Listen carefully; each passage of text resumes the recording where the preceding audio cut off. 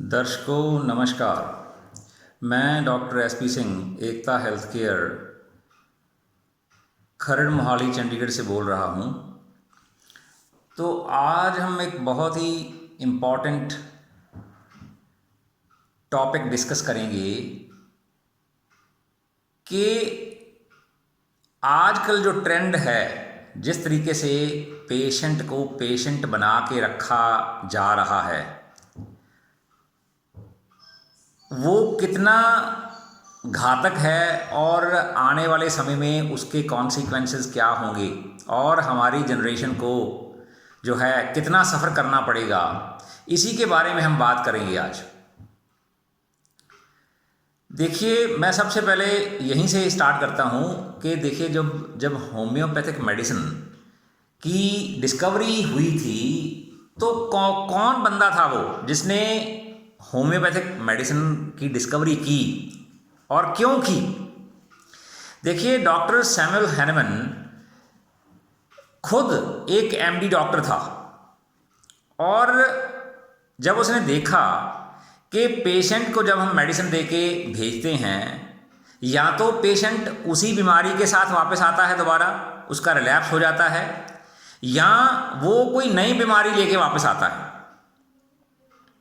तो उसने ये महसूस किया कि कहीं ना कहीं हमारी साइंस जो है, ये मॉडर्न मेडिसिन है, जो इंग्लिश मेडिसिन है, कहीं ना कहीं ये रॉन्ग फुटिंग पे है, कि इसमें कोई बहुत ज़बरदस्त गलती है जिसके कारण कि पेशेंट जो है ठीक तो नहीं होता, या तो वो बार बार वही कंप्लेंट लेके वापस आता है, या वो एक नई कंप्लेंट लेके वापस आ जाता है। तो उसको ये आइडिया आया उसके ब्रेन में कि कहाँ पे प्रॉब्लम हो सकती है। तो उसने सारा सिस्टम को रिव्यू किया। सारे सिस्टम को रिव्यू करने के बाद उसने सारी सिस्टम को डेवलप किया और होम्योपैथिक मेडिसिन जो है वो सिस्टम बन गया। होम्योपैथिक मेडिसिन सिस्टम एक बन गया जो पेशेंट्स के लिए बहुत जो है फ़ायदेमंद साबित हो रहा है, हुआ है।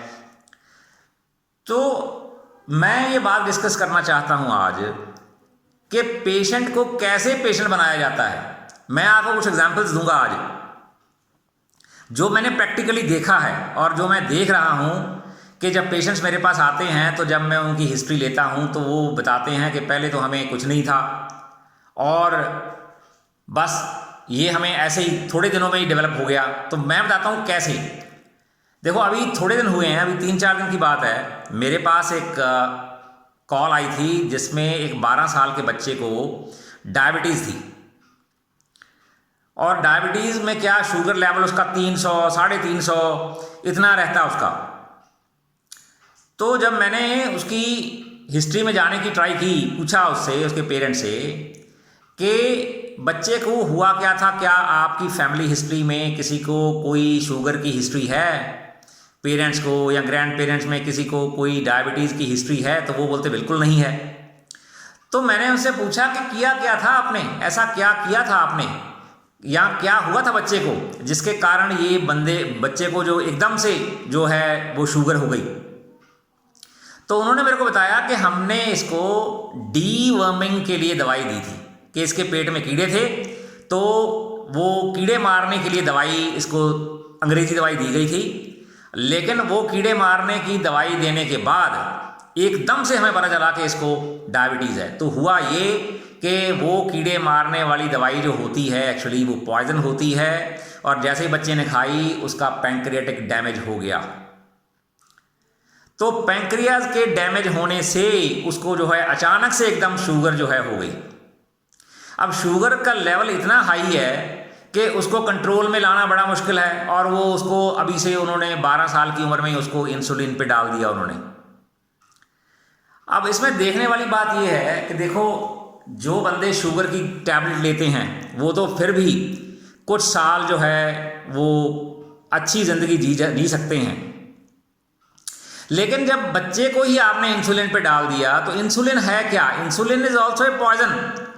कि इंसुलिन जो है डायरेक्ट इंजेक्ट करना बॉडी के अंदर, वो पॉइजन ही है और उसको आप लीवर को बाईपास करके आप सीधा उसको इंजेक्ट कर रहे हो। तो क्या होगा कि बच्चे की शुगर जो है कंट्रोल में, बस ज़बरदस्ती आपने कंट्रोल में कर रखी है वो इंसुलिन से के डोज से, और इंसुलिन का डोज जो है आपको ग्रेजुअली इंक्रीज करना पड़ेगा। और आपको एक बात जो है पता नहीं है शायद, कि जब हम शुगर की टैबलेट देते हैं या हम इंजेक्शन लगाते हैं तो शुगर जो बॉडी के अंदर होती है क्या वो कहीं चली जाती है? वो कहीं नहीं जाती। वो आपके हार्ट में, आपके लीवर में, आपके किडनीज में वो जाके हाइड हो जाती है फॉर द टाइम बीइंग। और इसीलिए जब पेशेंट की डेथ हो जाए और उसका पोस्टमार्टम किया जाए तो आपको पता चलेगा कि उसके लीवर से, उसके किडनी से और उसके हार्ट से भयंकर बदबू आएगी, क्योंकि वो जो शुगर होती है वहाँ जाके हाइड होती है और फिर वो ऑर्गन्स को डैमेज करती है। इसीलिए जिन लोगों को डायबिटीज़ होती है उनके अल्टीमेटली उनके किडनीज फेल हो जाते हैं। और ये चीज़ जो है ये डॉक्टर जो है किसी को एक्सप्लेन नहीं करते, क्योंकि डॉक्टरों की भाई दुकानदारी है। डॉक्टरों को ये बात एक्सप्लेन करने की ज़रूरत क्या है? वो तो कहेंगे ये बस गोली खा लो, क्योंकि उनको तो गोली बेचने के भाई पैसे मिलते हैं और आपसे भी पैसे मिलते हैं उनको, तो ठीक है ना। तो इसलिए इस बात को ज़रा अंडरस्टैंड कीजिए।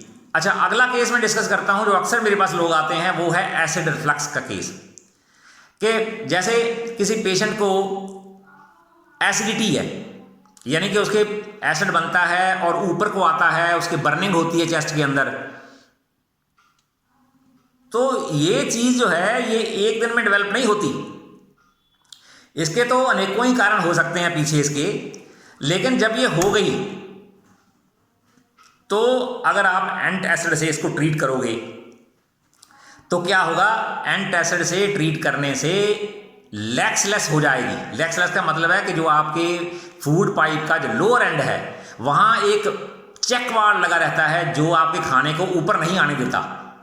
वो जो अपर्चर है वो खुला का खुला रह जाएगा। वो जो वाल्व वहाँ लगा हुआ है, चेक वाल्व लगा हुआ है, वो चेक वाल्व डैमेज हो जाएगा और खाना जो है वो बार बार ऊपर को आने लगेगा।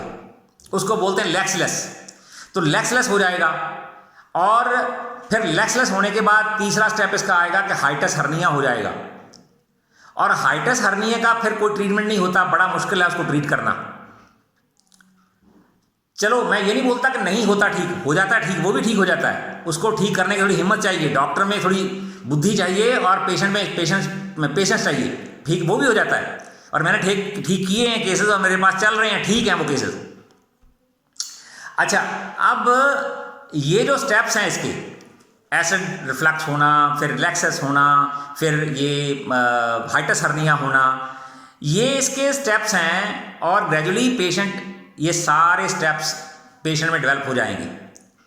और कोई भी डॉक्टर उसको ये गाइड नहीं करता कि भाई तेरा हमारे पास कोई ट्रीटमेंट है नहीं और तू जाके कोई प्रॉपर मेडिसिन का मतलब है कि अगर उसको सही होम्योपैथिक मेडिसिन मिल जाए और उसको खाने के बारे में सही गाइड कर दिया जाए और उसका लाइफस्टाइल ठीक कर दिया जाए तो वो डेफिनेटली पेशेंट 100% ठीक हो जाएगा। नहीं तो फिर वो हाइटस हर्निया पे पहुंच जाएगा और हाइटस हर्निया वर्स होता जाएगा और पेशेंट की कंडीशन दिन ब दिन बिगड़ती जाएगी। चलो, ये हुआ दूसरा केस। अब तीसरा केस जो मैंने अक्सर देखा है और मेरे पास पेशेंट्स आते हैं ज़्यादा, फिस्टुले के। अब फिस्टुला कैसे बनता है? पहले पाइल्स हुई, बवासीर हुई, बवासीर के बाद बवासीर को गलत तरीके से ट्रीट कर लिया गया कि उसको उसमें इंजेक्शन लगा दिया या कोई मेडिसिन ले ली, स्ट्रॉन्ग मेडिसिन लेके उसको दबा दिया और फिर फिशर बन गई। और अगर फिशर भी नहीं बनी तो सीधा फिस्टुले पे पहुंच गया केस। वैसे तो मोस्टली केसेस में बवासीर के बाद फिशर बनती है और फिशर को भी रॉन्ग ट्रीटमेंट हो गया तो फिर उसके बाद फिस्टुला बनता है। और फिस्टुले को किसी ने 2 बार ऑपरेशन करवा लिया, किसी ने 3 बार ऑपरेशन करवा लिया और अव्वल तो वो बंद होता ही नहीं, वो बार बार खुलता है और खुलेगा और पेशेंट को सारी उम्र तंग करता रहेगा। और अगर वो नहीं खुला तो लंग्स की टीबी तो तय है, हो जाएगी। तो ये हैं इनके स्टेप्स, और ये मेरे बनाए हुए स्टेप्स नहीं हैं, ये सारे स्टेप्स जो हैं बुक्स में मेंशन्ड हैं। लेकिन लिटरेचर जो है पढ़ना और उसको लोगों तक पहुंचाना आजकल डॉक्टरों का धंधा नहीं है। डॉक्टर आजकल ये काम नहीं करते। डॉक्टर बोलते हैं हमें कुछ लेना देना ही नहीं है, पेशेंट जो है सफ़र करे ना करे, हमें तो अपनी मेडिसिन बेचने से ही मतलब है। कोई भी डॉक्टर जो है वो पेशेंट को टाइम नहीं देता, उससे कम्युनिकेट नहीं करता। और ये बात जो मैं बार बार एडवोकेट करता हूँ कि जब तक पेशेंट जो है, पेशेंट के साथ डॉक्टर कम्युनिकेट नहीं करेगा तब तक पेशेंट ठीक नहीं होगा। पेशेंट जो है वो सफ़र करता रहेगा, उसकी प्रॉब्लम जो है घटने की बजाय बढ़ती रहेगी। और उसकी काउंसलिंग करना तो डॉक्टर का जो है वो पहला फ़र्ज़ है, लेकिन कोई भी डॉक्टर आजकल इस लाइन पे काम नहीं कर रहा। तो अगली जो डिजीज है जो मैंने देखी है बड़ी कॉमन है आजकल, वो है ब्लड प्रेशर। ब्लड प्रेशर जो है ये कोई बीमारी है ही नहीं, लेकिन अंग्रेजी डॉक्टरों ने ब्लड प्रेशर की बीमारी को बीमारी बना दिया पक्का।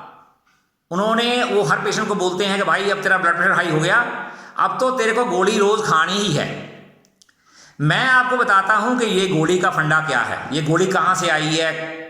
ये गोली जर्मनी से आई है और जर्मनी के कंपनी ने गोली बनाई थी।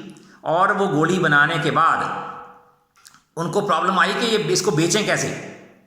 तो उन्होंने क्या किया, उन्होंने अपने डॉक्टर्स की मीटिंग बुलाई। तो डॉक्टर्स को पूछा कि क्या करें, इस मेडिसिन को सेल कैसे करें। तो एक डॉक्टर ज़रा ज़्यादा इंटेलिजेंट था, तो उसने बोला कि भाई मैं तरीका बताता हूँ आपको, ऐसा करो, एक 5 स्टार गाड़ी बनाओ आप, एक सुंदर गाड़ी चमकदार जिसको लोग देखते ही रह जाएं।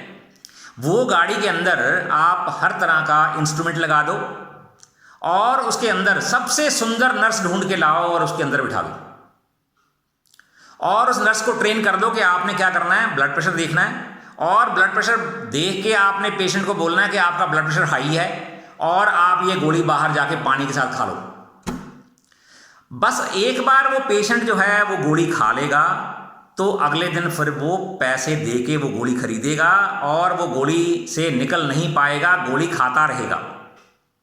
ये है फंडा जो है ब्लड प्रेशर की गोली का। और मैं आपको बता दूं कि ब्लड प्रेशर जब हाई होता है और जब बंदा गोली लेता है तो ब्लड प्रेशर कहीं नहीं जाता। ब्लड प्रेशर वहाँ जो इंस्ट्रूमेंट उसको ठीक दिखाने लगता है कि ब्लड प्रेशर वो कम हो गया, लेकिन उसका लोड तो आपके हार्ट पे पड़ता है। आफ्टर ऑल वो सिस्टम शो नहीं करेगा, लेकिन वो ब्लड प्रेशर जाएगा कहाँ? वो कहीं नहीं जाएगा, वो अल्टीमेटली आपके किडनीज फेल करेगा। और इसमें एक मैंने और कॉम्प्लिकेशन देखी है बड़ी कॉमन, और वो है कि जो लोग बीपी की गोली खाते हैं उनका प्रोस्टेटिक ग्लैंड इनलार्ज हो जाता है। मैंने जितने भी केसेस मेरे पास प्रोस्टेटिक ग्लैंड के, क्योंकि मेरी वीडियो जो है प्रोस्टेटिक ग्लैंड एनलार्जमेंट पे बहुत पॉपुलर हुई है और बहुत लोगों ने देखी है, बहुत अप्रिशिएट किया उसको। और मैंने देखा जितने केसेस मेरे पास आते हैं, मोस्ट ऑफ द पीपल जो है उनमें से वो ब्लड प्रेशर की गोली खाते हैं और अल्टीमेटली उनका प्रोस्टेटिक ग्लैंड जो है अपसेट हो जाता है, बढ़ जाता है उसका साइज, और उनके यूरिन में प्रॉब्लम आ जाती है।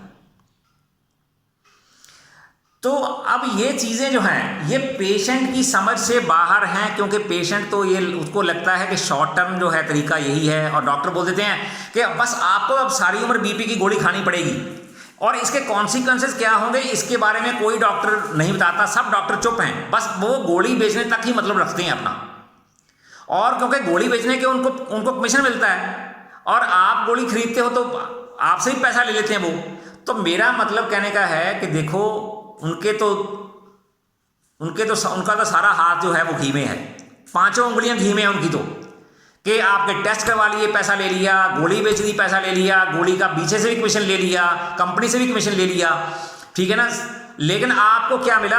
आपको तो मिला किडनी फेलियर, आपको मिला फैटी लीवर, ठीक है ना। तो आपको ये चीज़ें जो हैं ये अंडरस्टैंड करनी होंगी और पेशेंट्स को ये बात समझनी होगी कि अगर हम गोलियों पे डिपेंड करेंगे तो अल्टीमेटली जो हमने कमाया है सारी उम्र वो हम सारा डॉक्टर्स को दे देंगे और हमारे जो पीछे वाली जनरेशन है उसको भी ख़त्म कर देंगे हम।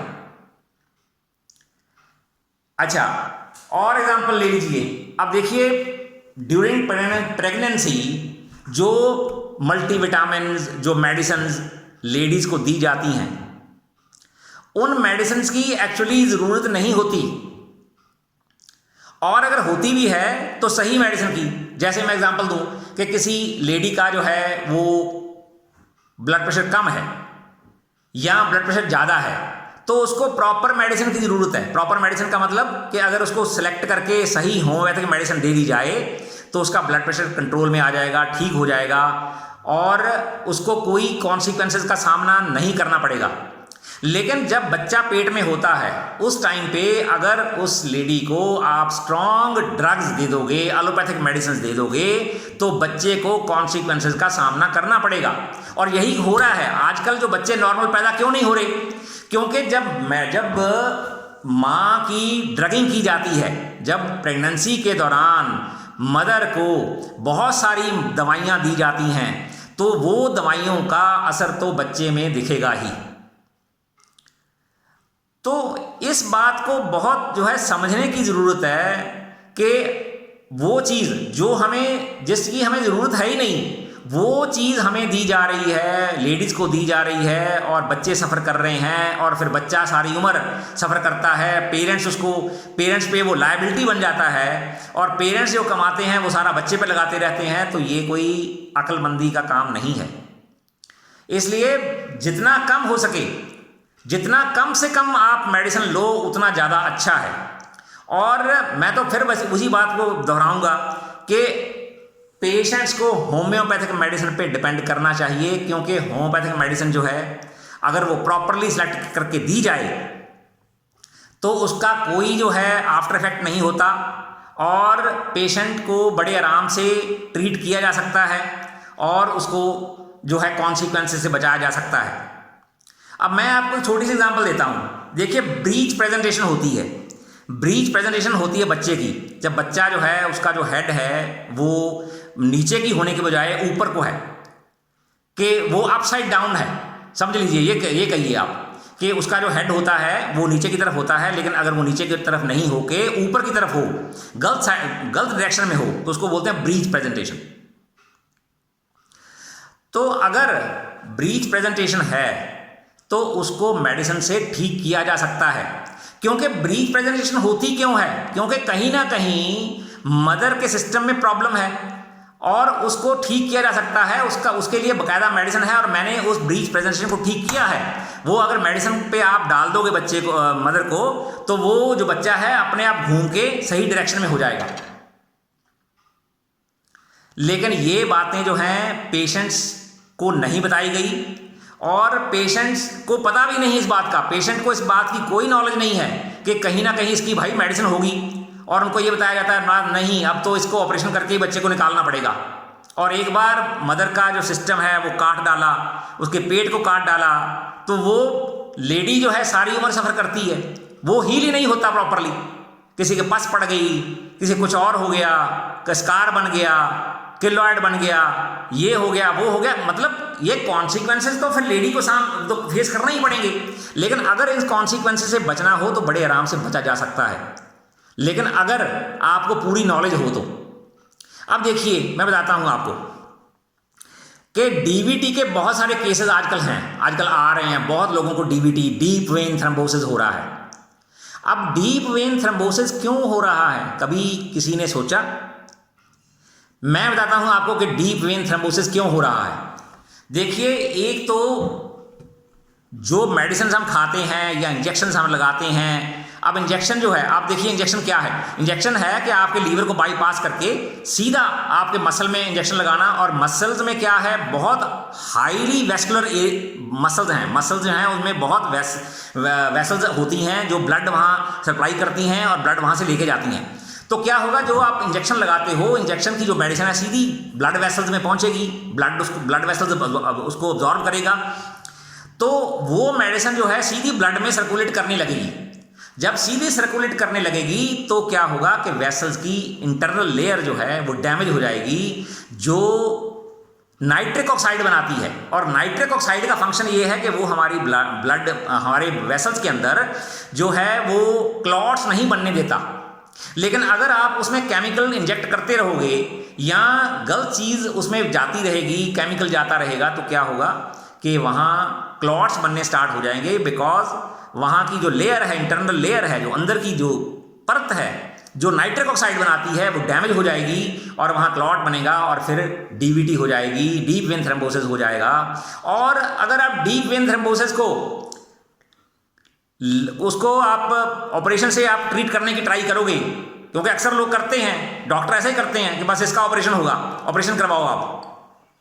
ऑपरेशन करवाने के बाद वो फिर क्या होता है, वेरिकोस वेन बन जाती है, फिर वो सुपरफिशियल जो है वेन्स उनको इफेक्ट उनमें आ जाता है, और फिर वो वेरिकोस वेन्स बन जाती हैं। फिर वेरिकोस वेन्स जो हैं वो फट के वेरिकोस अल्सर्स बन जाते हैं, जो कभी ठीक नहीं होते। उनको ठीक करना बहुत मुश्किल काम है, यानी कि उनको ठीक करने में सालों लग जाते हैं। जब वो वेरिकोस अल्सर बन जाएगा, उसको ठीक करने में सालों लग जाएंगे, और वो भी अगर मेडिसिन सही मिलेगी और पेशेंट जो है अपना लाइफस्टाइल चेंज करेगा, अपना वेट कम करेगा, अपना खान पान सही करेगा, तो ही ठीक हो सकता है वो। मैंने देखा है पेशेंट्स के इतने डीप जो हैं वो अल्सर बने हुए हैं, और पेशेंट ने उसके साथ ही जीना सीख लिया। तो मतलब ये जिंदगी थोड़ी है, ये तो नर्क की जिंदगी है।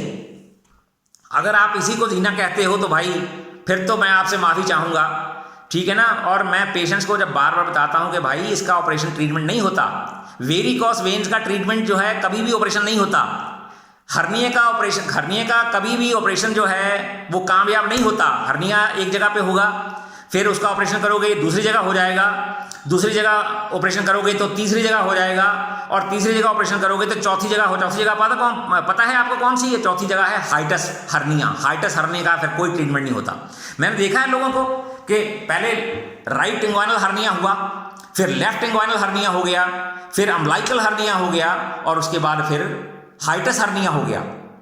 लेकिन हर्निया होता चला जाएगा एक के बाद दूसरा, लेकिन डॉक्टर आपको नहीं बताएंगे, वो तो आपसे पहले साइन करवा लेंगे कि ये बता दो कि अगर बंदा जो है टेबल पे डेथ हो गई उसकी, तो पैसा किससे लेना है, बॉडी किसको देनी है, और हम बिल्कुल रिस्पॉन्सिबल नहीं हैं अगर इसको ऑपरेशन टेबल पे इस पेशेंट को कुछ हो जाए तो इन सारी बातों को आप जरा समझिए, अंडरस्टैंड कीजिए, इसी में आपकी भलाई है। मैं ये वीडियो डाल रहा हूं, मेरा इसमें इतना ही इंटरेस्ट है कि लोगों को तक सही इंफॉर्मेशन पहुंचे, और लोगों को सही इंफॉर्मेशन होगी तभी वो इन कॉन्सिक्वेंसेस से बच पाएंगे।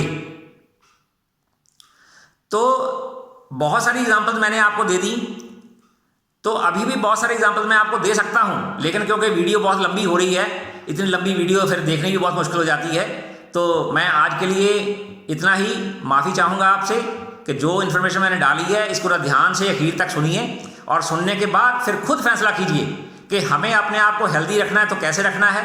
और वो मेरी जो वीडियो मैंने डाली हुई है पहले कि कौन से फैक्टर्स हैं जो बंदे को बीमार करते हैं, वो मैंने सब डाला हुआ है। मेरी 63 वीडियोज़ हैं, ये मेरी 64th वीडियो है जो अब नेट पे जाएगी। तो इसलिए आज के लिए इतना ही। Thank you very much.